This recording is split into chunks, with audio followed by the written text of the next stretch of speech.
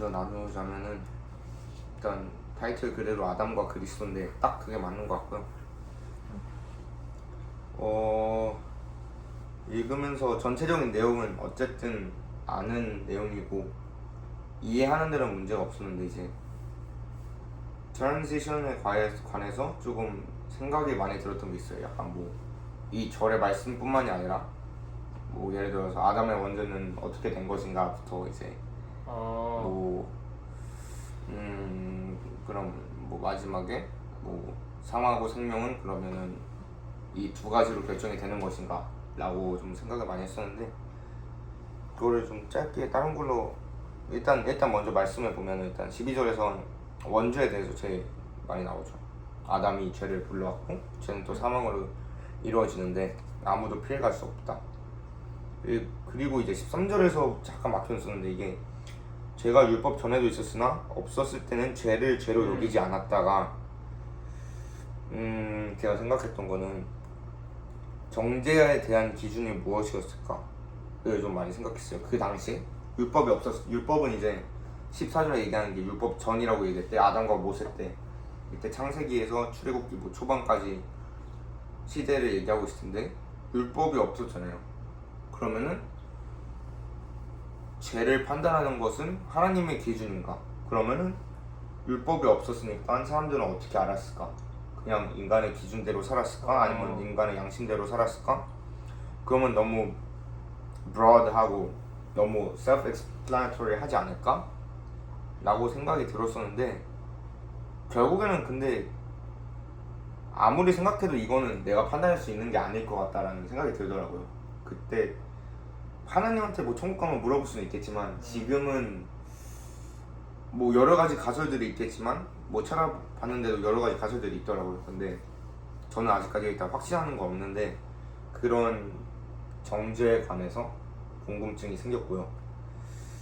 그리고는 이제 구약시대 구원에 대해서도 궁금증이 많이 생겼었어요. 그러니까 지금은 예수님이 대속제물이 되셨고 그것을 믿으면 우리는 죄가 사하여지고 구원이 없는 것인데 구약시대 때는 그러면 어떻게 구원을 받았을까 하니까 찾아보니까 하나님을 사랑하고 말씀을 지키고 믿음을 지킨다. 일단은 그건 맞는 것 같아요. 그러니까 뭐 현대에서도 하나님을 사랑하고 말씀을 지키고 믿음을 지키면은 그걸로 인해서 구원을 가는 거 아니지만 구원 받은 사람들의 행동이 다 그렇게 나타나잖아요. 결국에는 이제 여기서 중요한 거는 제사였는데 이제 사망이 왕노를 탄다는 걸 저는 조금 이상하게 봤었거든요. 그러니까 죽으면은 그래도 구약시대 때는 제사를 드리면 천국에 갈 수 있는 게 아닌가 라고 생각을 했는데 이제 제사가 뭐냐 딱 봤을 때 속죄제를 바치는 건데 그건 짐승의 죽음이잖아요. 그러니까 인간은 자기가 구원받기 위해서는 결국에는 짐승을 죽였어야 해요. 흠이 없는 짐승을.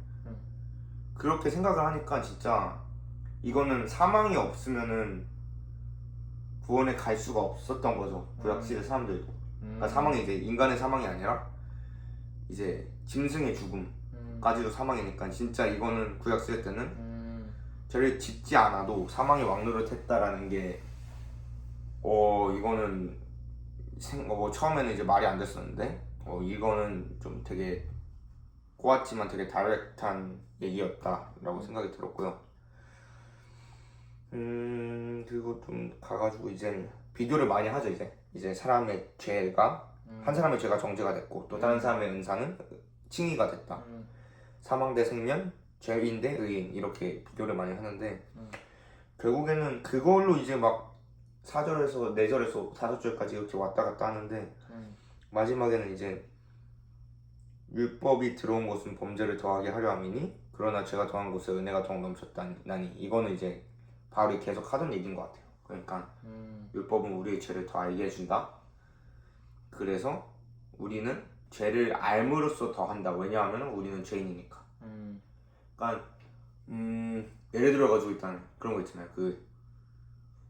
그냥 일생을 살아가면은 사람들이 양심대로 살 거 아니에요. 물론 이제 그렇게 살지 않는 사람들도 있지만 근데 이제 일반적으로 살아갔는데 갑자기 법이 딱 생겼어요. 그냥 법이 없던 세상에 법이 딱 생기면은 저는 인간이면 그거에 대한 약간 반항심이 들 수도 있다라고 생각을 하거든요.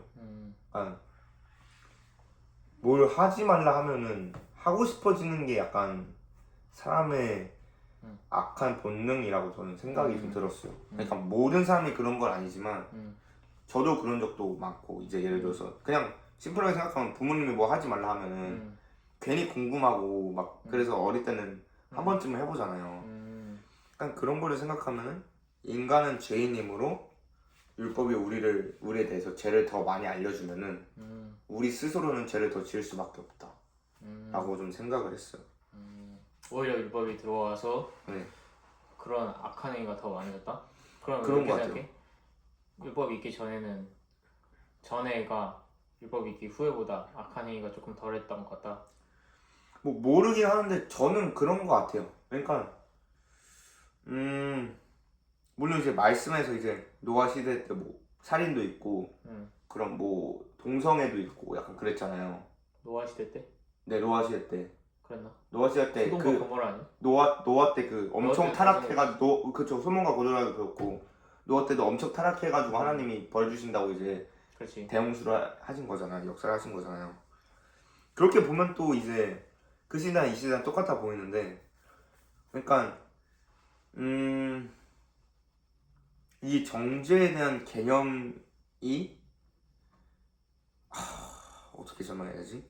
그러니까 내가 지은 거가 그냥 죄가 뭔지 알게 되는 거를 발견하는 방법에 따라서 더 타락해질 수도 있고 안 타락해질 수 있는 것 같아요. 그러니까 예를 들어가지고 지금은 딱 뭐 예를 들어서 살인하지 말라 딱 그렇게 나왔잖아요. 근데 예를 들어서 이 비유가 아닌데? 잠깐만 뭔가 꼬이는데? 천천히 생각해. 음...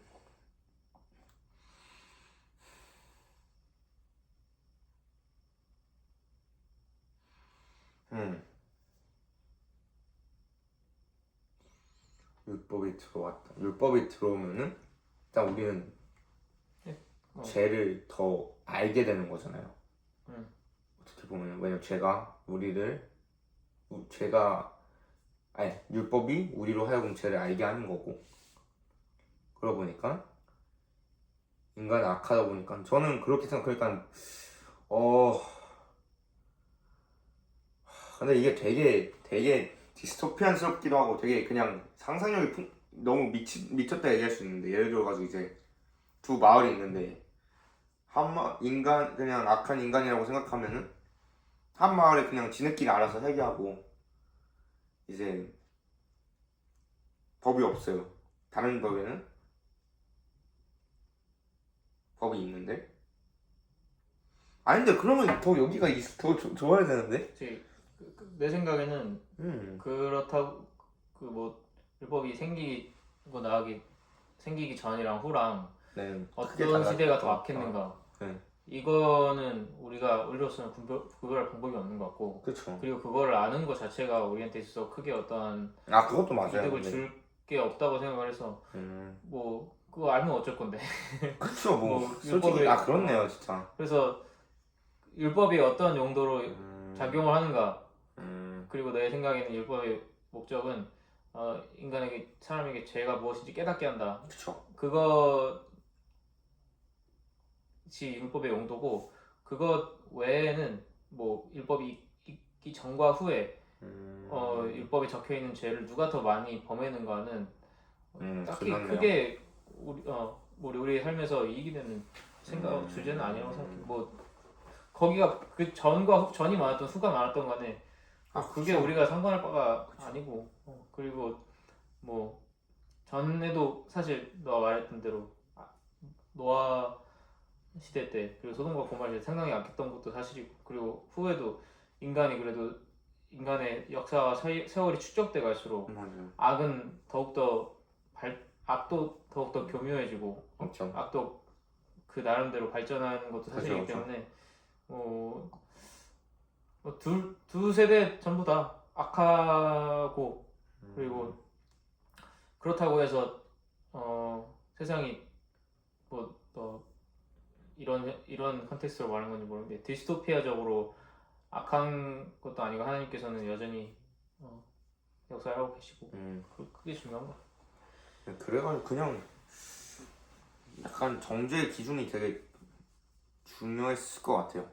약간 하나님이 이제 성경에 보면은 구약 시대에는 어떻게 네. 천국에 가고 지옥 가는가 그거는 이제 딱 나와 있는데 그 전에 아예 율법이 있기도 전에 있기 전에 어떻게 이제 죄를 알렸을까? 그러니까 예를 들어서 성경에서는 이제 율법이 있을 때는 이스라엘 민족을 다 모아가지고 그걸 얘기하셨잖아요. 그 전에는 개개인한테만 주셨을 거 아니에요. 그리고 예를 들어서 노아에게 말씀을 해주시고 아브라함도 아브라함한테만 말씀을 해주시고 다른 성경엔 적혀있지 않았으니까 그러면 그 사람들이 이제 큰 영향력이 있었냐? 그것도 아니거든요. 막 예를 들어서 뭐 족장에 파라오급이 아니잖아. 그래서 막 그 사람. 부족이 막 대장이고 해가지고 이렇게 알렸다라고 하는 것도 아니고 제일 큰 영향력이면 요셉일 수는 있겠는데 그렇지. 성경에서는 이제 레어한 케이스니까 이제 그때는 이제 이런 그래가지고 이제 제가 약간 헷갈렸던 게 이제 율법이 이제 범죄를 더하게 한다 했을 때 그거를 판단을 바울은 어떻게 했을까라는 거를 좀 생각을 많이 했어. 아니면 그러니까 이거를 그냥 진짜 컨텍스트 말 그대로 범죄를 더하게 하려 했다는 걸 알려주는 것인가 아니면 이제 율법으로 인해서 우리의 죄는 더 드러나게 됐다라는 걸 얘기하는 것인가. 왜냐하면 율법을 들어온 게 있어서 범죄를 더한다는 게 이제 내가 어떤 죄를 짓고 있는지 더 알게 한다라고 해석을 하면 저는 충분히 그럴 수 있다고 하거든요. 왜냐하면 이제 율법이 없으면 내가 무슨 죄를 짓는지 모르잖아요. 그래서 저도 형이 얘기해 주신 것처럼 생각해보니까 그런 것 같고 근데 21절은 네 그런 다음에 이제 마지막에 막판에 생각했던 게 이제 아담의 원죄에 대해서 좀 많이 생각을 해봤어요. 그거는 이제 뭐 그냥 같은 교단이든 뭐 교회 내에서도 이제 얘기가 많이 있는 걸로 알고 해가지고 이제 물론 이제 탓을 하는 거는 아무 상관이 없다 생각해요. 어쨌든 일어난 일이고 이제 뭐 아담이 먼저 죄를 지어줬건 뭐 하와가 죄를 지어줬건 뱀이 문제였건 그건 저는 어쨌든 과거 일이니까 상관없을 것 같은데 이제 그런 거죠. 아담과 하와가 지은 죄가 순전히 이제 하나님이 이제 디자인을 하신 거냐 아니면은 걔네가 프리윌로 이제 그거를 선택을 한 것이냐 아니면은 뱀이 이제 사탄이니까 사탄이 인간보다 세니까 이제 인간을 조종해가지고 한 것이냐 아니면 그것마저도 이제 걔네한테 옵션을 주고 약간 바람만 불어가지고 걔네가 어쨌든 프리윌로 정하게 한 것이냐 라는 것까지가 되게 생각이 많이 들어왔는데 그거는 되게 내용이 길 것 같아가지고 굉장히 멀리 갔구나. 아주 좋은 의미로 멀리 갔네. 그건 그래서 결국에는 아직도 잘 모르겠는데 일단 그 내용까지는 아니니까 말씀에 집중하려고 했습니다. 좋습니다. 나 로마서를 전반적으로 보면 또 인간의 악함에 대해 얘기하고 그리고 그 믿음으로 받는 구원 이것은 오로지 우리의 하나님께서 우리에게 주신 선물이다라는 사실 그리고 나서 무슨 얘기를 했더라? 아브라함 얘기하지? 네.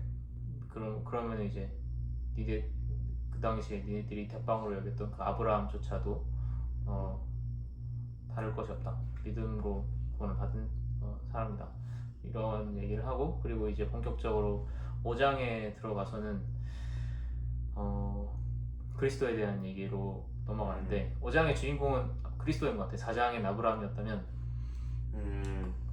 5장 내가 초반부에 묵상할 때는 그래도 그리스도인으로서의 즐거움 이런 거에 대해 포커싱을 맞췄는데 뭐 그럼에도 불구하고 1장 1절에서부터 22절까지 쭉 말씀을 하는 바는 그리스도에 초점을 맞춰서 말씀을 하고 있고 12절에서 21절은 사도 아까 묵상을 해줬듯이 그리스도와 아담의 약간 평행이론 같은 느낌으로다가 계속 대조를 하면서 이야기를 해주고 있는데 상당히 이해하기 쉽게 잘 쓰여 있는 것 같아. 아담은 그리스도의 모형이다. 아담의 죄가 사망으로 이르렀으면 그리스도의 은혜가 생명으로 이르렀고, 아담이 심판으로 이르겠으면 그리스도가 은사로 이루겠고, 이런 것들이 있어서 되게 아담은 그리스도의 모델이다. 뭐 이런 아니 뭐 이런 게 말하면 좀 이상한데 그리스도가 완전한 아담이다 이렇게 얘기하는 게 더 맞을까?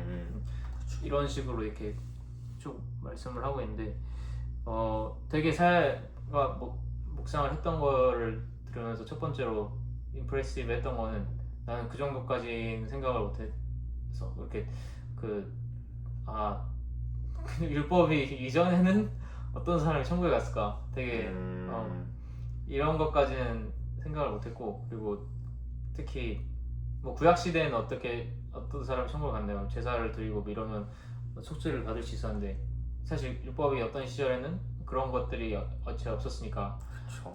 그래도 제사는 있었지. 왜냐면 그쵸. 아브라함이 이삭을 제사를 드렸던 것도 그렇고 그런 절차라던가 그런 것들이 어느 정도 확립이 되어 있었던 것 같고, 뭐 그런 식으로 제사를 드렸다라고 설명할 수도 있을 것 같고, 그래서 정확히는 나도 잘 모르겠어. 솔직히 말해서. 네, 그쵸. 그리고 자.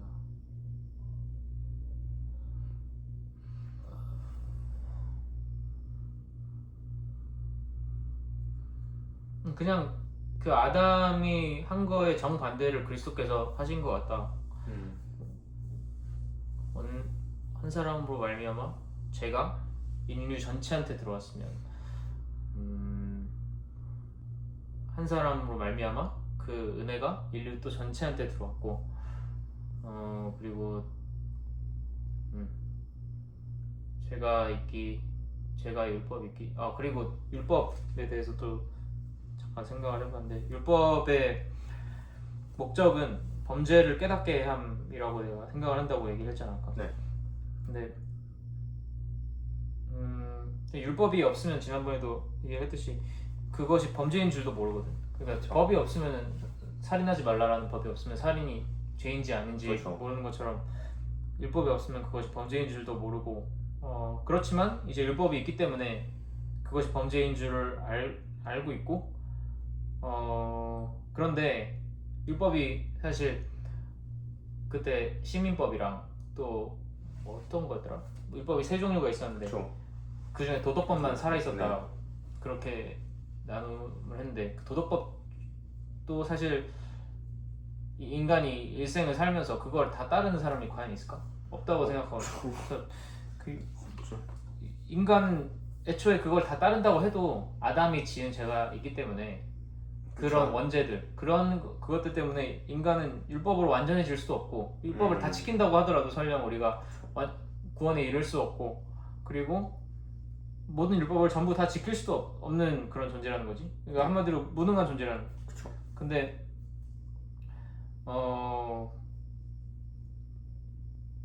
그럼으로 인해서 이제 율법이 있기 이전에는 죄 자체도 없는 이유가 죄가 뭔지 모르니까 죄 자체가 없다 이런 식으로 서술을 하는데, 네. 율법이 이제 생기고 난 후에 이것이 죄인 줄 알잖아. 그쵸. 죄인 줄 아는데 계속 그것에 어긋난 행동을 하니까 죄가 넘쳐난다. 죄가 만연하다, 왕성하다 이런 표현을 쓰는 것 같아. 여기 어디 써 있어? 뭐 죄가 넘쳐난다 이런 얘기를 했었는데.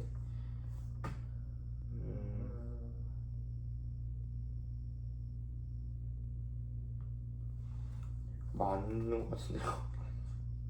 그러게. 많은 범죄로 말미암아 이롭다, 아니면 범죄를 더하게 하려 함이라. 죄가 더한 것은 내가 넘쳐났다. 하여튼 네. 그렇고, 또 반대로 죄가 있기에 은혜가 있다라는 묵상을 했는데, 애초에 우리가 아담이 죄를 짓지 않았고 우리가 그 완전한 상태 그대로 지금까지 있었더라면 우리가 구원을 받을 필요도 없기 때문에 하나님께서 우리에게 구원이라는 은혜의 선물을 주실 필요도 없어지잖아. 그쵸. 그러니까 이런 거지. 죄를 지어서 내가 깜빵에 5년 동안 바쳤는데 판사가 나를 석방을 해줬어. 근데 애초에 내가 죄를 안 지었으면 석방할 필요가 없는. 그쵸. 그치. 근데 우리가 죄를 지었고 당연한 얘기지만 죄가 없으면 은혜도 없고 구원도 없고 선물 자체가 필요가 없는 거지. 그렇지만 죄가 왕성하기 때문에 구원이 필요하다. 그리고 그것이 우리에게 어떠한 이점이 있느냐? 그럼으로 인해서 하나님의 선하심이 드러나는 거지. 그쵸. 예수님을 보내시고 우리 사랑하시고 그런 게 다 드러난 거죠. 그 선하심이 드러나야만 했었던 것 같아. 그럼으로써 하나님께서 영광을 받으신다? 뭐, 네, 그쵸. 말해주셨죠. 그래서 이런 말해주죠. 그쵸. 이렇게 질문했을 때 죄를 하나님이 창조하셨냐? 이거는 그것도 그러니까 이거는 아닌 것 같은 게 네. 그러니까 첫 번째 죄는 일단 아담이 일단 행동으로만 보면 뭐 하와가 꼬신 것도 뭐 꼬인 당한 것도 죄긴 한데 이제 행동을 보면 아담이 선악과를 배워본 게 일단 첫 죄잖아요. 그러면 이제 하나님이 그것을 만드셨나 이거를 좀 생각해봐야 될 것 같은데 형 나는 죄를 만드셨다라기보다는 그래도 좀 비유로 얘기를 하자면 뉴욕의 엠파이어 스테이트 빌딩이 있듯이 그걸 하나님께서 창조를 하신 게 아니잖아. 우리가 인간이 건축 자재를 가지고 그거를 뭐 수년 동안 지은 걸 거 아니야. 그 엠파이어 스테이트 빌딩을. 그러면은 그래서 이거를 먼저 정의하는 게 좋은 것 같아. 우리가 정의하는 하나님의 창조하심의 범위는 어디까지인가? 그래서 창조. 그래 뭐 되게 꼬인 얘기일 수도 있는데 좀 스트레이트포워드하게 얘기를 하자면 엠파이어 스테이트 빌딩은 인간이 만든 거라고 생각해. 왜냐하면 그 하나님께서 그 인간에게 땅을 정복할 자유를 주셨고 네, 그쵸. 그 땅 안에서 인간이 원하는 행동력 리소스를 가지고 그것을 행동을 할 권리를 가졌다. 그거를 인간이 이게 자유를 주시고 그거를 인간이 행한 거라고 생각을 하고. 네. 근데 하나님도 지구를 창조하시고 그쵸. 이걸 하셨을 때 뭐 죄라는 것의 존재를 염두를 안 해두시진 않았을 거야. 하나님이시니까. 그리고 이런 것까지 필연적으로 이런 것들이 일어날 것도 알고 계셨겠고, 왜냐면 시간이 없으신 분이시니까. 그쵸. 죄라는 것이 발생한다는 것을 모르고 창조하시지는 않으셨을 거란 말이지. 그런데 그쵸. 왜냐면 선악과라는 것 자체도 하나님이 만드신 거잖아요. 어떻게 보면. 그게 이제 그렇지. 죄를 알게 하는 열매니까 그거를. 그렇지. 그러니까 그쵸. 형 말씀하신 것처럼 죄라는 거가 언제든. 그래서 이렇게 얘기를 할 수 있을지 모르겠는데, 그때 우리가 자유의지에 대해서 잠깐 얘기를 했을 때 하나님께서 이렇게 울타리를 주시고 이렇게 바운더리가 있다고 하셨잖아요. 근데 하나님께서 사랑하시는 구원을 받는 자에 한해서는 이렇게 바운더리 넘어가면은 잡아가지고 이렇게 넣어주시는데, 그렇지 않은 자들에게는 하나님께서 내버려 두신다. 뭐 이런 얘기를 잠깐 했었는데, 근데 그것조차도 하나님이 질그릇을 만드시는 대장장이시고 동시에 금그릇을 만드시는 대장장.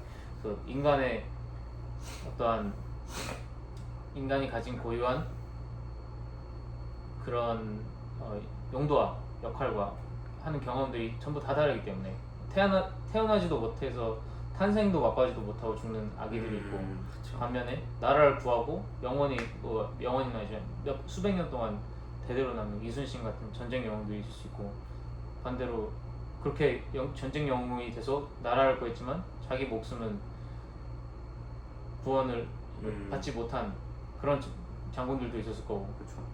반대로 뭐 그냥 평민이지만 구원을 받는 사람도 있어. 그 굉장히 다양한 사람들과 다양한 사람 그런 것들이 있기 때문에, 그런 내가 말했듯이 그 자유의지의 범위 이런 것들은 사람마다 다 다르다고 생각을 하는데, 근데 뭐 아담이한테 허용된 범위가 그거에서 그건 아닌 것 같고. 네. 어. 근데 저는 일단은 아담한테 일단 선악과를 따 먹건 안 먹건까지는 자유의지가 있었던 것 같아요. 그러니까 뭐 예를 들어 가지고 그리고 저는 사탄이 그 뱀이 강제로 먹일 수 있는 자유의지는 없었던 것 같아요. 그지. 있었으면은 무조건 했겠죠. 솔직히 말하면. 거기까지 건세는 없지. 그쵸. 사탄이. 그러니까 약간 바람 불어주는 거를 한 거잖아. 어쨌든 사탄이. 그게 최선이었을 것 같은데 어쨌든 사탄도 어쨌든 되게 교모한 애들이고 최선을 다해서 하니까 결국에 이제 선택하는 거는 아담의 몫이었던 것 같은데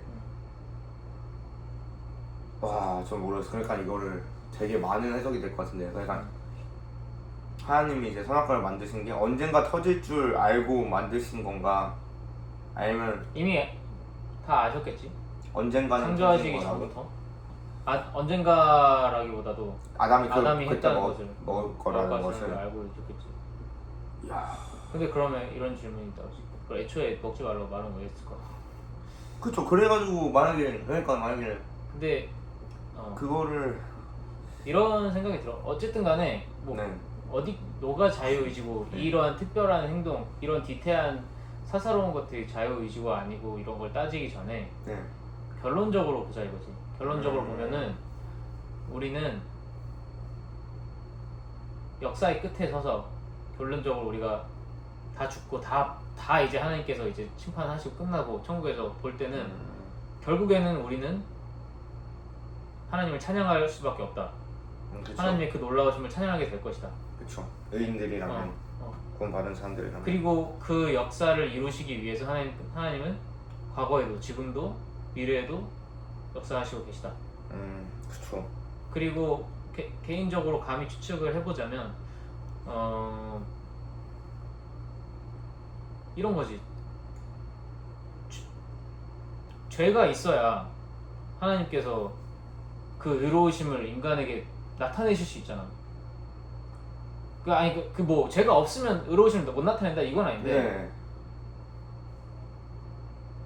죄가 있음으로 인해 은혜가 죄 속에서 들어온 거잖아. 그쵸. 결론적으로. 그쵸. 그런 면에서 인간은 하나님을 더 찬양할 거리가 생기지 않나. 제가 들어옴으로써. 그래서 말한 것처럼 어디 써 있냐? 제가 당한 곳에 은혜가 더 넘쳐. 나니. 20절. 그런 얘기를 하지 않았나. 그랬고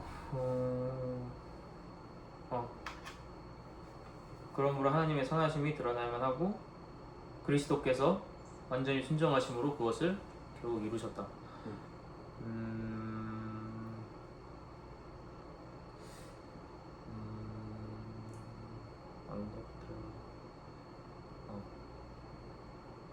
제가 사망 안에서 악노릇 한 것 같이 우리가 그리스도 없이는 사망에 묶여있는 필사의 존재가 됐듯이 그리스도로 인해서 우리는 은혜로 인해서 영생에 묶여있는 존재로 변화되었다. 이것은 순전히 그리스도의 역할이다. 뭐 되게 여기까지가 한 개 묵상이었는데 네. 조금 더 내가 나누면서 생각을 해봐야 될 거는 그때 내가 이거에 대해 묵상을 해본 적이 사실 있거든. 이 말씀 정확한 본문은 아니지만 뭐 분명 여기를 묵상한 적도 있었고 한데 그와 별개로 죄를 하나님 만드셨는가에 대해서 묵상을 하고 그거에 대해서 내가 만족할 만한 답변을 얻어냈었는데 네. 까먹었어. 네. 까먹어가지고 내가 쉽지 않은데요? 어떻게 묵상했더라. 아, 나누면서 생각을 하는데 생각이 네. 안 나네. 그래서 그거를 좀 더 묵상을 잘 만드셨을까 해서. 해보면 좋을 것 같고, 그리고 이러한 자유의지에 있어서, 그리고 하나님의 계획에 있어서 조금 더 뭐 내가 만족할 만한 답을 얻는 게 꼭 답은 아니지만서도 그래도 공부를 하고 탐구를 해봐야 할 필요가 있겠다라는 걸 느꼈고, 아까 사야가 얘기를 한 것 중에서도 사실 율법 이전에는 누가 구원을 받는가, 구원을 받지 않는가, 이런 게 사실 우리들의 구원에 있어서, 그리고 혹은 하나님께 순종하며 사는 것에 있어서 우리에게 크게 중요한 문제는 아니지만, 당연히 기쁨으로 하고 하는데 재밌으니까 궁금하니까. 흥미롭고 궁금하니까 해서 그런 궁금증이 들더라고. 율법 이전에는 어떤 사람들이 구원을 받았을까? 진짜 내 생각에는 그래도 그쪽 블러드라인은 받았을 것 같고, 근데 그렇다고 해서 야곱의 12 아들이 전부 다 받았나? 뭐 그것도 모르겠어. 그 기준이 뭐고 정확히 이게 뭔지 사실 우리가 알 수도 없을 것 같고, 성경에서도 그거에 대해서 자세히 서술하고 표기를 하지 않은 게 우리한테 그게 필요가 없기 때문에 그런 것 같기도 해. 사실 우리에게서 그게 얼마나 유익한 정보인가, 그런 아웃데이트된 정보가. 그래서 확실한 거는 만약에 천국에 가서 하나님 그쵸, 물어봐야죠. 하면 궁금한 거 언제든 얼마든지 여쭤볼 수 있으면 좋겠죠. 좋겠고, 그렇지만 아직까지도 내 생각 속에서는 하나님께서 사랑하시는 자가 구원을 받고, 그리고 하나님께서 구원을 의도적으로 주시지 않는 사람도 있다라고 나는 생각을 하고 있고, 하나님께서 모든 사람이 구원을 받기 원하신다? 이거과는 내 의견은 조금 멀리 있는 것 같아요. 지금 여기까지. 네, 알겠습니다. 네, 기도하고 하나님 감사합니다. 오늘도 이렇게 둘이 모여서 주님의 말씀을 읽고 서로 묵상한 점을 나눌 수 있게 하시니 정말 감사합니다. 두세 사람이 모인 곳에는 나도 그곳에 있느니라 라고 그리스도께서 말씀하셨습니다. 주님, 저희 사이에 계셨습니까? 저희가 한 나눔들이 잘못된 길로 가지 아니하고 오로지 그리스도께서 기뻐하시는 곳으로, 하나님께서 영광 받으실 그 곳으로 저의 나눔이 향하게 하여 주시옵시고,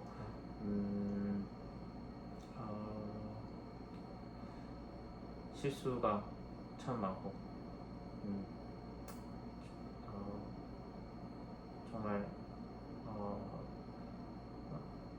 구원에는 한치도 미치지 못하는 저희인 것을 저희가 나누고 묵상하였사오니, 저희가 저에게 구원을 주신 그리스도를 살면서 더욱더 높이고 찬양하며 제 삶을 살아갈 수 있도록 도와주시옵소서. 저도 읽고 살아계신 예수님의 이름으로 기도드립니다.